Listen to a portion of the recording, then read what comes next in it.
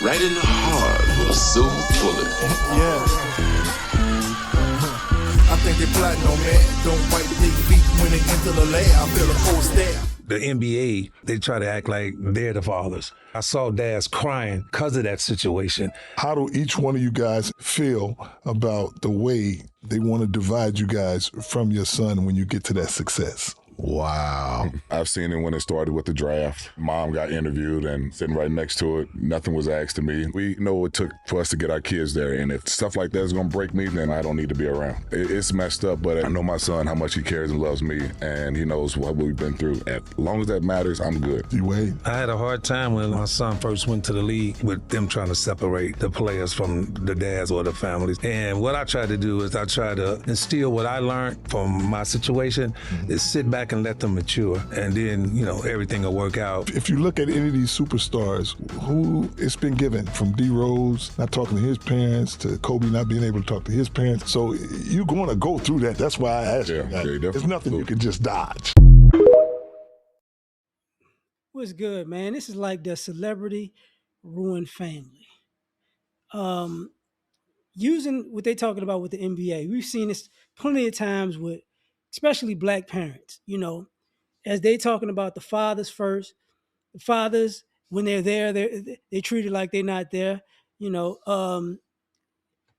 basically told to separate in a sense, or not even told, but hinted towards.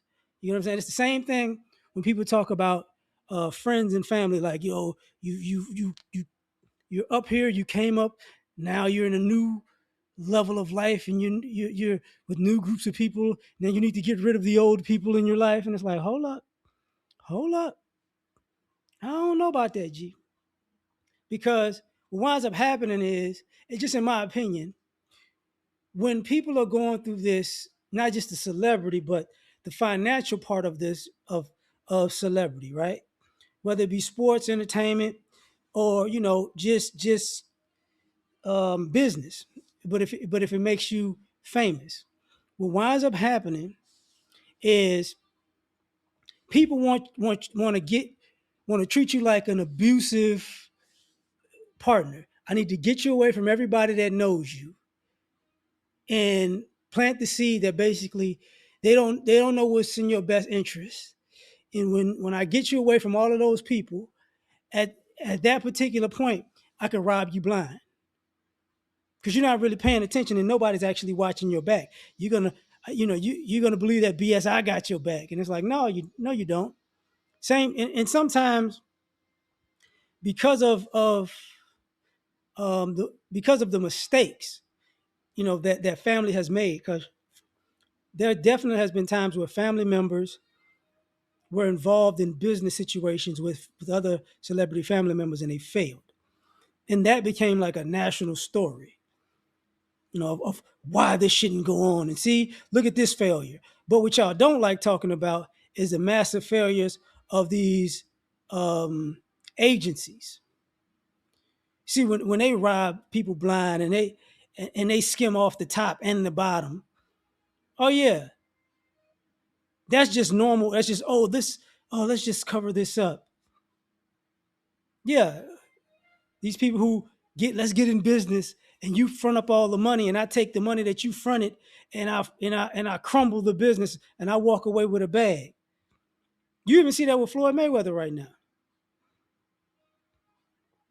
because all of these supposed people, because it's looking like your family is gonna you're gonna spend all of your money taking care of your family who is unworthy of your success. That's part of the premise.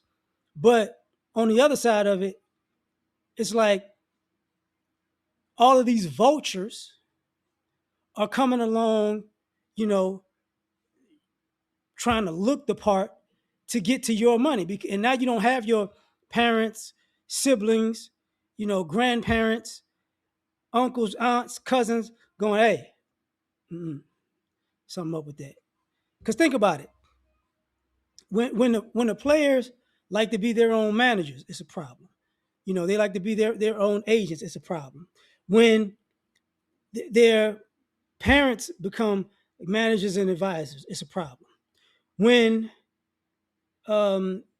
you're just looking out for your kid, it's a problem. Everything's a problem.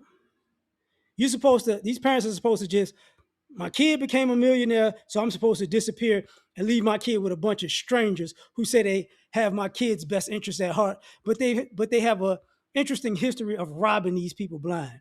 You know how they say athletes normally in the first 3 to 5 years go broke? They talk about business. Well, the number one reason is divorce, and then they say lifestyle, but what they don't, and then they say business dealings, which means people have been stealing from them. When they have been making so much money that they overlook the theft. But then when they don't have money coming in, oh, how much have you stole from me in the last 10 years? And this is what some of you players get wrong, because y'all get away from your family and friends, but you get these people basically power of attorney, because you wouldn't trust your family with, give me your bank account. Give me your bank account, and I'm gonna pay all your bills for you. I'm gonna advise where all your money goes. But you can have a financial advisor, but they don't have to have access to all your damn money. See, that's where y'all mess up. And it don't dawn on you, man, they looking out for me. No, the fuck they not. No, they're not. Know how I know they're not? How many of you players who are rich, how many of you athletes, entertainers, rich people who decided to have an agent and a financial advisor, how many of them people put lump sums of money in the trust? And because a lot of the times, it'll put you on a budget while you're getting a gang of money. Because let's just say you got $20 million lump sum. You know what I'm saying? At a time. You already got money, but you just got $20 million in a lump sum. You're going to pay the taxes on that. You could put, basically you get 10. Let's just say you get $10 million cash. You could put 6 of that in a money market account, private investment, stuff like that. And basically it pays you like $300,000 a year. You can put that over there and just receive residuals, on that money while you're going through your career. You can do that even with your family. You can put that money inside and put it in a trust, and that trust doles out money to the family, but they got to pay taxes on it. But all they tell you is to get rid of people. And it takes and usually these are young men, young women, teenage to early 30s. And they figure out they've been played usually late 20s, early 30s. And nobody says, hey man, we got to do something about this. Because somehow an involved father is a problem when you black and you got money. That's always an issue. Same thing with the mothers though. But they look at the mothers a little bit different. Like the mothers is like, okay, he's going to take care of his mother, or she's going to take care of her mother. We got to let that one slide. But as long as they're doing that, they're not paying attention. The fathers, on the other hand, will be like, hey, no, we're not doing that. Why not? Because they ain't telling you the whole story. A lot of times people find this out on the back end. And I'm going to go backwards. Joe Jackson had this issue with Michael Jackson, even though y'all saw the movie. Like, oh, Joe Jackson is bad again. Y'all don't talk about the part where Michael Jackson was a grown man, 40s and 50s, and like, my bad, Joe. Yeah, I see what you're doing. Because when Mike became a parent, it started to change. He started to look at the world and how people are different. And it's like, okay, I get it. When he was going through his toughest times, who was there? His dad.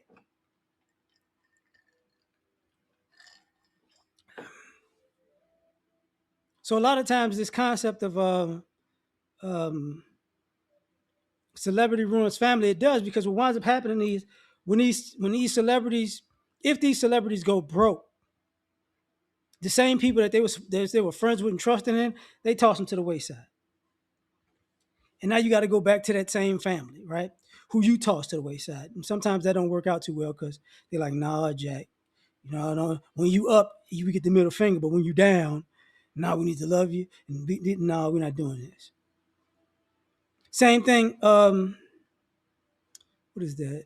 Now, when people are winning, sometimes people win and they make good decisions, and then they wind up learning the mistakes they made and get a better financial acumen, better business acumen. And then they go, okay, I don't need these people as much as I think, and I don't need to put my family to the side as much as I think. Because what generally happens is the problem is a lot of these folks say stuff is so complicated in business that they don't want people around because there are certain family members that show you how easy it is. And they don't want people to know how easy taking care of your own stuff is. You get what I'm saying? So that's a whole nother thing, but it's an attack on family. You can't have generational wealth, quote unquote, when a generation starts making a lot of money and then they get rid of their family. No. But I'm gonna leave it at that, man. Tell me what you think. Catch you on the next one. Peace.